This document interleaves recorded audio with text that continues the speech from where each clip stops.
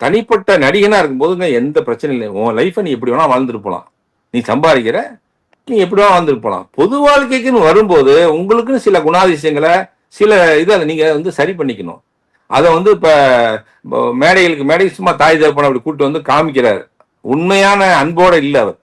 ஏன்னா மக்கள் தப்பா நினைக்க கூடாதுக்காக காமிக்கிறாரு. உண்மையா ஆத்மாத்மா உங்களை வளர்த்து விட்டவர், உங்களை பெத்து எடுத்து வளர்த்து ஆளாக்கி 3-4 படம் எடுத்து சொந்த காசை போட்டு அவர் உழைப்பெல்லாம் போட்டு படம் எடுத்து அவர் குரு ஸ்தானத்துல இருந்து உங்களை அறிமுகப்படுத்தி அப்புறம் வந்து படங்கள் அடுத்தடுத்து இன்னும் சரியா போக மாட்டேங்குது, இன்னும் கொஞ்சம் கமர்ஷியலா ஹிட் ஆகணுங்கிறதுக்காக விஜயகாந்த் சார்கிட்ட போய் கேட்டு அவர் போன் அடிச்சோன்னே நீங்க எதுக்கு சார் வீட்டுக்கு வரீங்க, நானே வரேன்னு வீட்டுக்கு வந்து இந்த மாதிரி தம்பிக்கா நீங்க அவர் சேர்ந்து ஒரு படம் பண்ணி தரணும்னா உடனே நான் பண்ணித்தரேன் சார் சொல்லி செந்தூர பாண்டி நடிச்சு கொடுத்தாரு. அந்த மாதிரி வந்து படிப்படியா அவங்க அப்பா அவரை வளர்த்து கொண்டு வந்தாரு. எல்லா கால் ஷீட்டையும் பார்த்துக்கிட்டு கதைகளை கேட்டு டிஸ்கஸ் பண்ணி ஒவ்வொன்றா பண்ணி பெரிய ஆளா வளர்த்தாரு.